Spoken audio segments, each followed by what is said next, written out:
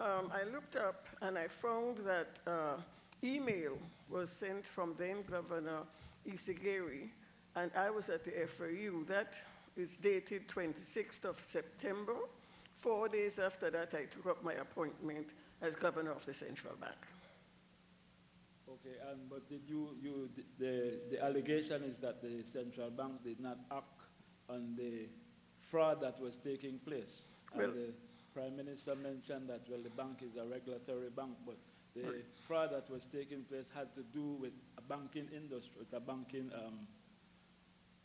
Yeah, I want to go back to the memo, because what the memo says, Mr. Isigeri said, there may be. He did not say that there was fraud, and that is not in the document. That was not printed, but I want to be clear to everyone that he said there may be. He did not say that there was fraud. The notion that somehow the Central Bank of Belize ought to have stopped this fraud, or the government of Belize ought to have stopped this fraud, makes no sense to anybody who's familiar with our system. This is not an allegation of criminal conduct, such as would get us to move the police authorities to bring charges.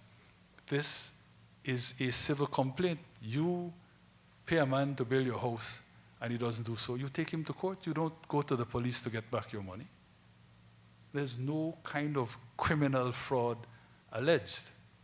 So the whole premise that, dealing firstly with the central bank ought to have stopped what was happening from happening. Again, I repeat, makes no sense. The central bank is the regulator of financial matters and financial institutions, not real estate development.